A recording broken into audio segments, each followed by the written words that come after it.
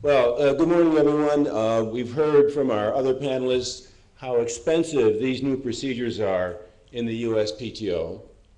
And if you check your watches, we're already almost out of time. So I'm going to do you a really big favor. I'm going to show you how you can save money, probably something that not many lawyers will tell you up here. And I'll make this really, really quick so we can get through this whole process. We're going to talk about the PPH, the Patent Prosecution Highway. And what it does for you is it allows you to take the work product of another office that has done a very good job for you and gotten you allowable claims and lets you use that in a subsequent office. Now, what's the benefit of doing all of this? Well, you have accelerated examination in the second office, and you have the potential for some significant flexibility and savings. The PPH itself is a global spider web or spaghetti bowl, or however you want to call it, of bilateral agreements among different offices, and it covers both Paris route as well as the PCT route. The benefits of doing this to save money for a lot of applicants, and we'll get to some detail in very short order, because you reduce the number of processes that you have to go through in the second office that you're filing in. You also have increased quality because you have a second look at the work product that's being done in the first office. You have speed because these procedures accelerate in the second office, and you have more flexible strategy. Here's an example of a flow chart of how this system works, particularly for the PCT, where you have your original PCT application filed, you get a favorable written opinion or IPR.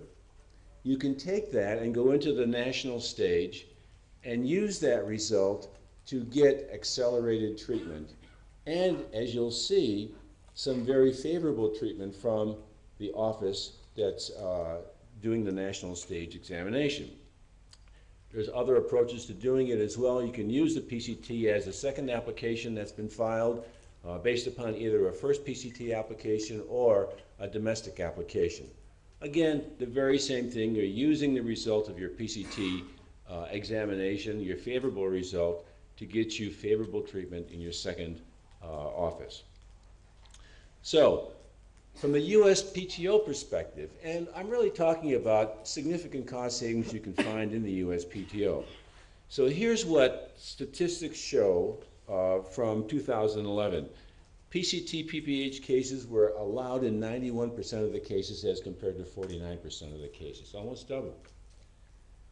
Actions per disposal, that means the number of times the patent office has to act on your application, which means the number of times that you have to respond to the patent office, is reduced by an entire action. So PCT PPH cases, only 1.6 actions per disposal, that is, actions per an allowance. And in all other cases, it's 2.6. You're saving one whole action, and that means one whole response by you. Here's the cost savings. The AIPLA, which I'm very much involved with, does an economic survey every 2 years. 2009, it did an economic survey, one in 2011, and it'll be doing one this year. And if you're a member of AIPLA, you get this book, which is about that thick, and shows you all the costs for doing all these filings, what the cost, what the fees are that are charged around the country for a variety of procedures, trademarks and patent procedures. So it's a very good benefit to get if you're a member of AIPLA. Well, one of these charts that came out of 2009 shows you what the costs are for a variety of these different procedures. And the one that's shown by the arrow is to amend or argue an application in an amendment with minimal complexity. If you have something with relatively higher complexity, again, some additional charts show you what some of those fees are. And I know you can't see them up here, but I'll give you some of the numbers. So the cost for a response to a complex mechanical or electrical case will run you about $3,000 to $5,000 per amendment. So if you think about a disposal being saved, that means you're saving $3,000 to $5,000 per application because you're saving that in an office action. Now, this is not the entire scope of all the savings.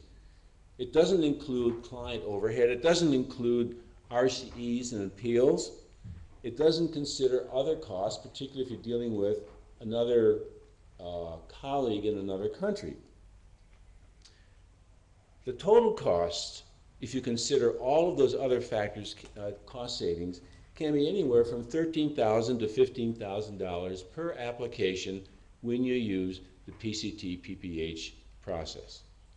That's very significant and allows you to pay for those extravagant costs that these other guys have been telling you about this morning.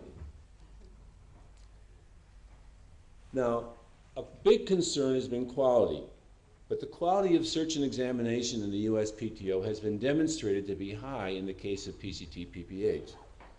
A search was recorded by the U.S. examiner in 98% of all cases, so this is an additional search. In 84% of the cases, additional art was cited, and nearly 40% an examiner's amendment was made or an interview was held. So here again you have indicia of enhanced quality because of this process, even though you're working in a second office, which would be the USPTO in those cases. You also have higher speed. On average, 4 months from the time that the PPH PCT request has been made to the time you get your first office action. So you do get this accelerated treatment through the PCT PPH process. And work sharing results are high. As we already saw, higher grant rates, higher first allowances, lower pendency, a lower number of actions per disposal. Now let's take a look at some statistics from different countries. And importantly, you'll see in Japan, 93.6% were allowed the grant rate, 96 as you saw in the United States before. In Canada, 100%. First action allowance rate, 63% in Japan, 20% in the United States, 60% in Canada. So you see real advantages in the internal process of this treatment of your second application.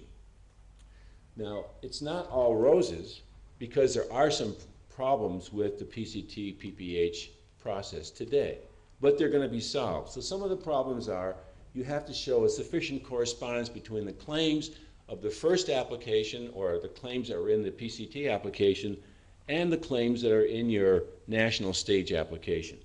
But if the claims are identical, you don't have a problem with that. Or with slight language variations, it's not a problem. Requirement for translations in the past has been a problem, but now with enhanced machine translations, the offices are working towards getting rid of that requirement and allowing you to use machine translation. Additional procedures and increased costs because you have many different offices, each one corresponding with a bilateral arrangement. You may have different procedures or different requirements in these different offices if you want to use PPH in other offices. However, they're now negotiating plurilateral agreements where the standards will all be the same. So that's being done this year, and we hope to see that advance by the end of this year. And again, lack of harmonization of policies and procedures, that also will be solved by these plurilateral agreements that will be made among the offices. New proposals for improving PPH.